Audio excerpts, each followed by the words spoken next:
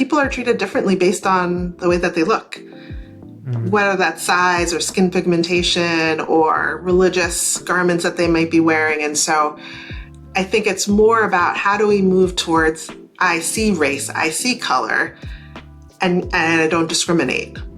Hello. Welcome to today's session of Selling the Couch, and welcome back to our fall season of new episodes. I took this past summer off, as I have been doing for the past couple of years. We, of course, did replay episodes, but it was an adventurous and fun summer. We spent some time down in Texas visiting family. We took a trip to Colorado with friends, and overall it was just a really good and healing time. It's, now I think having done STC and this podcast for 10 years, I feel like the metrics by which I'm trying to measure success looks a little bit different. I think in the initial days, I focused so much on things like downloads and, whether the podcast could get into Apple's career podcasts and stuff like that. And I think these days I've just been trying to focus a little bit more on pace and quietly building and slowly and intentionally building. Today's conversation, it is called Mindful Race Talk, How Clinicians Can Use Language Intentionally to Build Capacity for Conversations That Matter. My guest is Dr. Nathalie Edmond. Nathalie is a licensed psychologist. She is the author of the book Mindful Race Talk, and Nathalie is here local to Philadelphia. We actually had connected in just a get together for one of our friends. If you guys know Katie Keats-May, had written a book last year, and Nathalie and I connected there and had a really just wonderful conversation. And I was just sharing with Nathalie, I was like, you have to come on the podcast to talk about this. And the question really is, how do we approach race as clinicians, both in the therapy room, but also in our advocacy work? We cover a number of topics in today's conversation. So among them, Nathalie really takes this perspective of approaching conversations on race from an embodied place. And what does that actually mean to have an embodied conversation about race? We talk a lot about language and the importance of language in conversations on race. We talk about balancing compassion and accountability when it comes to honest conversations on race, especially in a world that we live in around things like cancel culture, and when there are phrases like around colorblindness. I don't see race when I see people. That kind of conversation. How do we exist, and how do we have conversations about race that are truly beneficial to everyone? And then we wrap up our conversation around this concept of cross-racial solidarity. How do we as clinicians build this both in and beyond the therapy room? I think you're going to love this conversation. So here's my conversation with Dr. Nathalie Edmond from drnatedmond.com. Hey, Nathalie, welcome to Selling the Couch. Hey, Melvin, good to see you. Oh my gosh, I'm so glad we have finally made this happen. I'm so glad we connected through our mutual friend, Katie May. Shout out to Katie. But I've been looking forward to this conversation for a while. And I remember even just the first time we met, we had a long conversation and I loved it. I remember. And I was like, oh, this is really nice. And I think even since then, I was like, oh, I can't wait for us to have this conversation. So I apologize. It's taken a while, but I'm grateful we get to have it today. Me too. I shared some questions and thoughts with you, and I was even trying to figure out where to start our conversation. So maybe even before jumping too much into the questions, what made you write a book on mindful race talk, especially in an environment that we're living in now? Yeah, I mean, so I've been doing anti-racism workshops, trainings for about 10 years. And I found that through the years, those workshops mean so much to me. The transformation, the dialogues, people jumping into vulnerability or leaning into vulnerability. And some of those conversations are really hard, right? They can activate trauma, conflict, and many of us are not very good at navigating conflict. And last year, I just had this thought, like, more people need these resources, need to build the skills, and need to find out how to talk about race and other identity issues from a place of curiosity, from a place of embodiment. And most people aren't going to show up in my workshops. Most people aren't going to join my online membership community. And I think it's critically important, not only for healthcare professionals and clinicians, but teachers and everyday people, parents, to really build the skills. And so I thought, well, if I could put the content that I would teach in a workshop over the course of a year into a book, perhaps there'll be book clubs and they'll be taught in classes, and we'll get more and more people across generations to talk across difference. I love the vision of that. I love, I'm hoping to write my first book in, I don't know, 5 years or so, by 2030. That's the plan, right?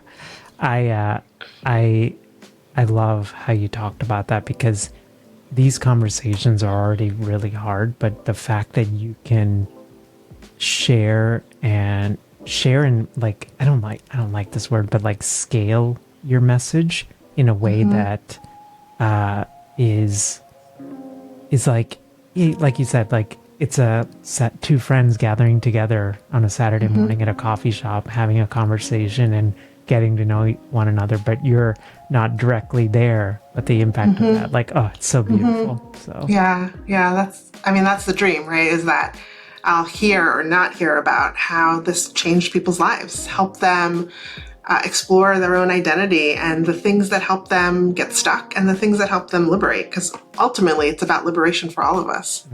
That's great. So the book is called Mindful Race Talk. It talks about this idea of holding multiple truths and approaching conversations from an embodied place. When I read that word embodied, I was just curious about that. What does it mean to have like an embodied conversation about race? Well, I think about how much of my life I wasn't embodied, meaning I was just in my head.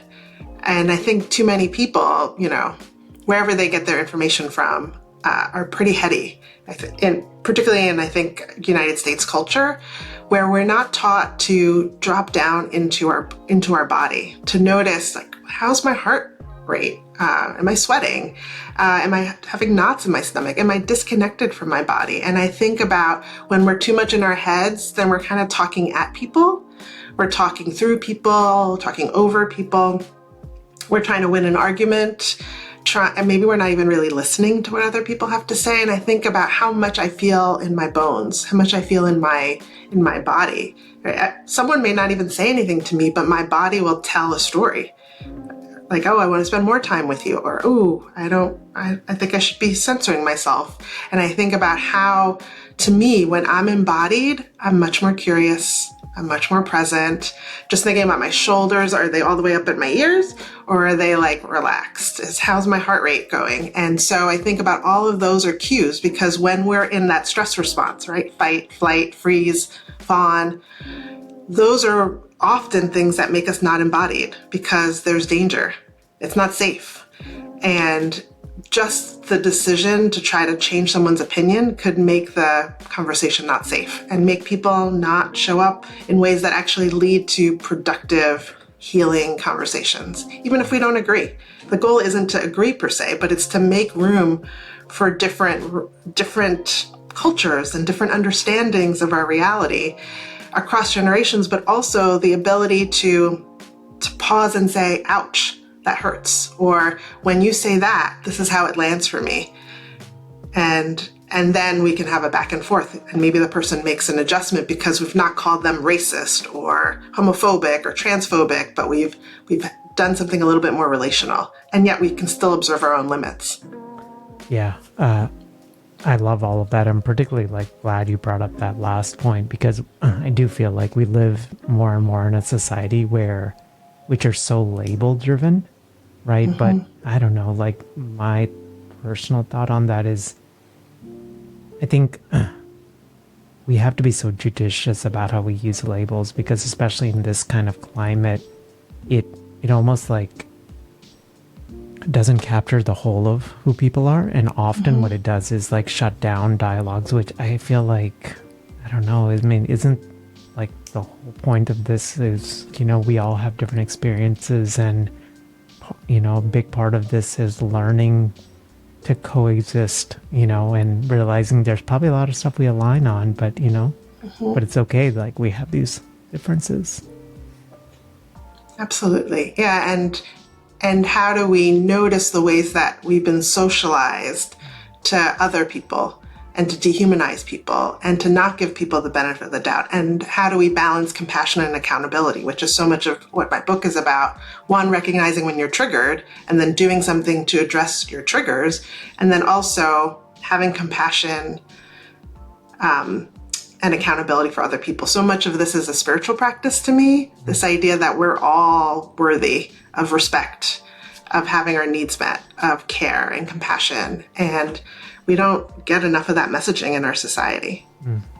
How do you balance compassion and accountability? I mean, that is a tough thing, because it, like you said, even it goes back to that thing of like how we show up, right? That embodied way of showing. But even then, it's like, I don't know, it just seems such a hard thing to do with, yeah.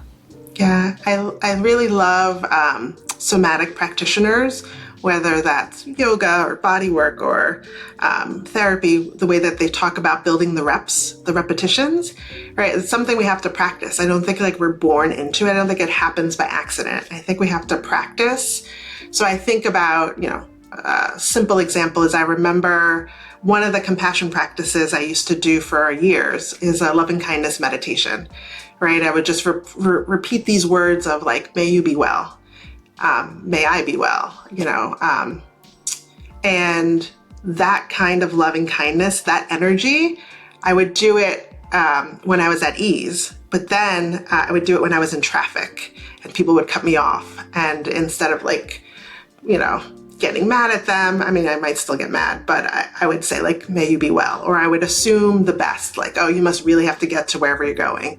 And I think like that kind of compassion, like not othering or dehumanizing or just thinking there must be something more to your story, right? There must be more than this little sliver of what I'm experiencing, that you must be loved by someone, right? That this one behavior shouldn't define all of who you are, right? And I think that practice, my mindfulness practice, my meditation practice, my yoga practice, all of those practices help me build that muscle so that when I'm under stress, particularly in cancel culture, that I can still access that faster because it's something I practiced when I was more at ease. And I think if we don't practice it at ease, we're not going to be able to access it when stressed or triggered, or when hate is being thrown at us, or we're being othered in some way, right? And so I think about if I don't want to be othered, then I don't want to be othering other people. Yeah. I don't know if the parallel is quite there, but like I think about like the first time I was at, internship at a university counseling center, my first crisis call, right? Like, and of course I'm walking into thinking this should be fine. Let's just get through 3 hours. And then the first like person that walks in, like we had to like hospitalize, right? And wow. And I just thought, but I'm all that to say, like, if I hadn't had conversations and supervision and all those things to sort of prep for that moment, right? How do we expect to show up and have really hard conversations on race in the moment when it's particularly like when we haven't put in those reps to have them when things are not particularly like elevated. Absolutely. And I think especially across different identities that I think sometimes, I spent a lot of my life, particularly in my professional life, in predominantly white spaces where the expectation was colorblindness and not really talking about race. And so I think professionally, if you're surrounded by people who also don't talk about race, then you're not communally building those repetitions, those muscles, those capacities. And yet race is showing up in the room, ethnicity is showing up in the room, religion is showing up in the room, whether or not we're talking about it, gender. I mean, all of these identities are showing up in the room. And I think it's really respectful to see people as they want to be seen, rather than our own assumptions, right? Some people, race is not a big deal, right? They want to decenter race, and other people, it's like their most important identity. And so how do we tailor how we show up in relationship to respect the way another person wants to be viewed? How much danger do you think we are in as therapists? Because I think, like, I don't know, one thing I've struggled with is like, oh yeah, we took classes, or we have to do CUs, or we have to, like, of course we're like multiculturally competent, or we're attuned to race. Like, I don't know, I feel like sometimes, at least I can speak for myself, there's a real danger, if I'm just being honest, like making the assumption, for example, even for me, right? Like, I am an Indian guy, right? Okay, of course I understand, like, that sort of, I don't know, I feel like there's a real danger sometimes that we fall into as clinicians, because there's like parameters of that, what we have to do, right? Multicultural, CUs, this, that, right? But it's so easy to not actually do the real work, right? When you have these sort of check boxes that have to be done. Right, absolutely. And I think that speaks a little bit to also some of the performative stuff that happens that doesn't get embodied, right? As I can take a class, I could read a book, I can take a CE workshop, and that's my head, maybe gets that information, but how do I really integrate it into my day-to-day life so that it's not something I take on and off of the shelf, but something, so how do I not create this monolith, right? Is like not all Black people are the same, right? There's so much diversity within Blackness, within the African diaspora, just like you're in the South Asian population, right? Like there's so many different identities, so many different cultures, the caste system, all these kinds of things. And if we're not attuned to that, we could do real harm to people. And we can also impose things on people that doesn't quite fit them. So how do we, with curiosity, it's almost like, this is a hypothesis I have. I want to check it out to see, does this fit with you? Does this land with you? Does this resonate? Or no, it doesn't apply. So then we should move on. You used the phrase colorblindness, right? Like, I was wondering if you could, I think everyone is listening what that is, but like, I've had, people have told me that, like, I am colorblind, right? And what is what's the caution, or what's the danger, potential danger in like using that phrasing? And also, like, I guess that sort of posture, maybe that's the better question. Yeah. I was thinking about a family member or a friend of a family member, a white woman who we were doing a text exchange, and she was saying, her daughters were also white, were dating men of color, men of the global majority, and she was talking about that she was colorblind. And I said, I don't think that's quite right. I said, I think that you notice people's race or ethnicity, but it doesn't impact how you treat them, right? And I think like that's, the aim of colorblindness, but I think the reality is it's more like I don't see race or I don't see color first. And I think that does a disservice to people, particularly people who that's an important part of their identity, or it shapes how they're viewed or treated in the world. And I think it's not genuine, and maybe from a place of ignorance, that people are treated differently based on the way that they look. Whether that's size or skin pigmentation or religious garments that they might be wearing. And so I think it's more about how do we move towards, I see race, I see color, and I don't discriminate, right? And I'm culturally competent, culturally aware, racially aware that your lived experience may be different because of the body that you live in, because of where your people are from, because of assumptions that are made about you. And so I think like that's what I want, is like people being color aware and yet not discriminatory. Yeah, that's a great like nuanced way of saying it, because I guess in that phrasing of color blindness, it's almost like Yeah, I mean, it's literally there, like I turn a blind eye to it, but in the process of turning that blind eye, it's almost like I am ignorant of like nuances and all of that. Yeah, and the assumption that we're all being treated the same when we're not. I mean, you could turn on the news or social media every day, and clearly we're not all being treated the same. Yeah, absolutely. This next question is, I feel like many therapists want to talk about race more thoughtfully and intentionally in the therapy room, but they feel afraid of saying the wrong thing. What's like one practical step that a therapist that might be listening can take to start building like racial literacy and confidence? Is it a way of approaching? Is it a way of being? Like how would you? Yeah, I think this goes back to the embodiment and the repetitions is the more you're talking about race in your personal life, in your everyday life, the more it will be integrated within you and the more comfortable you are talking about it. Because I don't think most people are looking for perfection, but they're also looking to see how comfortable are you, right? When you're talking about race, does it appear really awkward? Do you appear really scared? Do you appear fragile? Like, oh, I hope we don't go too deep in this because I'm really uncomfortable. I'm really anxious. So is there a level of comfort? And I think also, for me at least, clinically, I just try to build it into, as I'm getting to know people, just getting a sense of what's their ethnicity, where are their people from, what's their race, because race is a social construction, so it doesn't really land for some people. Like, it's like, but like, where are your people from? How does culture shape your life? How much space does it take up in your life? I think then we're taking the lead of our colleague or our clients because they're letting us know how important this is. And I think,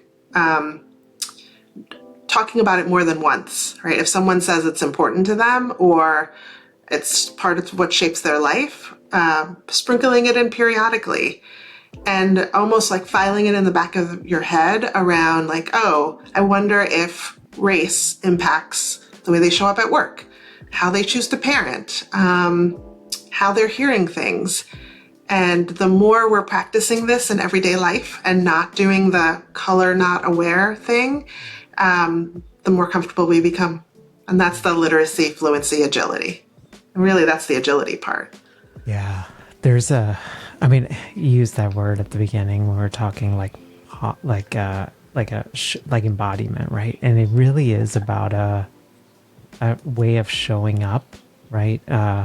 With an open heart. And again, like even, and curiosity, right? Like you said, like not just saying, oh, I wonder, let's focus this session on this, but like seeing it more as a through line, right? Of how it might impact. And there may be certain times where you ask a question, well, how does, like your racial identity impact how this recent thing that's happened, right? And maybe it doesn't apply, and maybe they're like, yeah, it doesn't, and that's okay. I think that's the other piece, because I think, I don't know, again, I can speak for myself, but like one thing I've struggled with as a clinician is like being wrong, right? Like, or just being that awkward wrong, right? And maybe it's not so much about that, but maybe it's just actually planting the seed to say like, it's okay. Yeah, I think that speaks to some of the humility, right? We're going to get it wrong sometimes. And so part of my question is like, what is it about race that makes people not want to get that wrong? Because we get other things wrong, but there's a charge related to race, which speaks to how much is not processed, how much is not integrated, that there is so much charge related to the whole concept of race. Yeah. What's your sense of like what that charge is? Is it like simply beyond just like, I don't want to be seen as like racist? Or is there something sort of deeper that elicits that charge? Yeah, it's a good question. I think it's multi-pronged. Like, I think part of it is ancestral. Like, I think if you live in a country or a part of the world where race, particularly like racial trauma and racial oppression, is such a part of the fabric of the country, and that is not metabolized, that's not processed, that's not healed and maybe avoided, then I think that's part of the charge. But then I also think that part of the charge is just the way that avoidance makes something charged. And I think also there is, such a binary, right? If you say this comment, you're canceled or you're labeled as a racist, and that follows you. And particularly I think with social media, it becomes just like a little sliver, but it becomes the whole thing.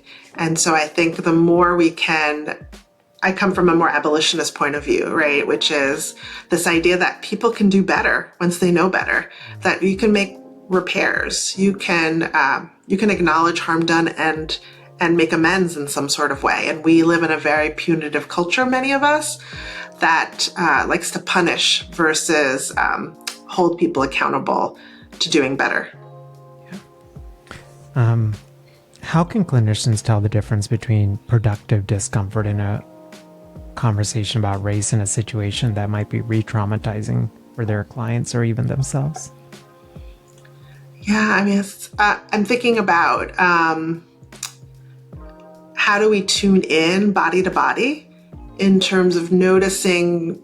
I think we each have a window of tolerance, and I think when we go beyond our window of tolerance into kind of our stress response, people are dissociating, people are in annihilate mode or fight mode or fawn mode, and thinking about how do we help people resource and even just acknowledge what are they noticing in their body? How are they noticing how they're feeling? And I think the more we can help people be more mindful and aware of where they're coming from, the more they can build their capacity. Because so much of this work is about building capacity and helping people share their story and heal the wounds that exist, so that they can also show up more fully in their relationships. So I think the clinician's ability to tune into their client and notice if they're outside their window of tolerance, but then also try to titrate it up so that it's not overwhelming them. And I think sometimes we can see that, but sometimes we need the client to tell us, how does that land with them? Because some people can tolerate a lot of emotions, and just feeling emotions isn't necessarily a negative thing, but if it's too much, too soon, too often, right? That's part of the trauma-informed care. Our time flew, so I think maybe I'll end with this final question. You write about building cross-racial solidarity. What does that look like in action for therapists, both in private practice as well as even how we engage in the communities that we're part of? Yeah. I mean, I think my experience, particularly early on in my career, I mean, I've been a psychologist for over 20 years now, was that as a Black therapist, particularly of Haitian descent, most of the spaces I was in were white. And over time, I think as the field evolved, I saw more affinity spaces. So I think therapists create spaces for themselves with people of similar identities, whether it's queer identity or racial identity or autistic or whatever it might be. And I think those spaces, those affinity spaces, are so important to feel seen and heard and, being away from the gaze of other people. And I think it builds capacity and support. And then I think there's a lot of value to having bridges across identities, because oppression is oppression, right? And harm that happens to people cuts across so many different identities, particularly marginalized identities. And I think we're stronger together. So I think if I'm someone of some sort of privileged identity, I think it's really important for me to be willing to learn more about other groups and see what are the ways I can be an ally. What are the ways I can amplify voices? What are the ways in which, if I have some proximity to privilege and power, what are the ways in which I can take a look around and see how did these spaces become the way that they are, meaning usually excluding certain voices or centering certain voices? And what's my part in changing the field so that more people feel included and because I think we can learn so much from each other. So I think it means feeling a little bit uncomfortable and going where maybe it's you're one of the only ones, or like you have to build some literacy and fluency in order to feel more agile in spaces. And so sometimes clinicians or professionals stay with their comfort zone, and that doesn't build cross-racial or cross-ethnicity solidarity. Yeah. I love I think the world of you, but I love like how you talk and think about this, because I feel like we could talk about this for hours. But I love, even like you shared that word abolitionist, like I love that perspective. Like, I don't know, like maybe I'm just like a little naive, but especially in a world like we live in now where everything is so charged, I feel like it really is up to people like that are thoughtful and intentional and aware of their privilege, and like I don't know, I feel like I really hope there's like more space for conversations like this, because I just feel like the world would be a better place. Totally agree. So thanks for talking with me. Appreciate it. You're so welcome, Natalie. Have a great rest of your day. I know you're doing a bunch of awesome work in the world. Where can we learn more about that work? Sure. Best place is my website, drnatedmond.com. If you subscribe to my newsletter, you get periodic musings from me about all of these topics and more. And then Anti-Racism Revolution is my membership community, and my book, Mindful Race Talk, Building Literacy, Fluency, and Agility. Perfect. We'll include links to those. Natalie, thank you again. I'm grateful for you, and have a great rest of your day. Take care, Melvin. Bye. Before we continue with today's podcast session, over these past several years, I've had the incredible opportunity to speak with hundreds of therapists in private practice, learning what's working for them and all of the things that they're navigating. And one of the real things that we often don't talk about with private practice is all of the different skill sets that you have to gather and accumulate, especially because most of us don't come from a background in business or marketing, and many of us come from things like community mental health or working for a group practice. And for many of us, there's a real potential that in the process of building private practice, that it's you can run yourself into the ground. Before I started STC and when I was doing clinical work, I was part of a group practice. And one of the real things I remember just navigating is it wasn't just about the clients. We had to do a fair amount of admin work, and just all of that admin work really took a toll. And I remember I would spend nights and sometimes parts of weekends trying to do that. And I could tell I was just always on this edge of teetering on burnout. Alma, our podcast sponsor for today, aims to solve that issue. So what they do is it's kind of an all-in-one, especially if you're a solo practitioner that wants to take part or all insurance. So they handle everything on their end, from billing to continuing education to support that makes the real difference, so that you're actually getting reimbursed every 2 weeks while they even wait for insurance, which was a real challenge when I was in the group practice, because the group practice would often have to wait for the insurance to get reimbursed before I could be paid. Alma has a cool unique discount for Selling the Couch listeners. That's over at sellingthecouch.com/Alma. Alma is spelled ALMA, and that includes 2 months absolutely free for you just to check it out. That's over at sellingthecouch.com/Alma. Hey there, I hope you enjoyed my conversation with Natalie, and especially if you are in a place where you're on a journey of really thinking about race and the ways that race impacts you as a person, as a clinician, and also those that you get to serve. I hope that today's podcast conversation has just given you some new insights. Natalie's book, again, is called Mindful Race Talk. I would highly encourage you to pick up a copy of that book. I'll include it in the show notes for you.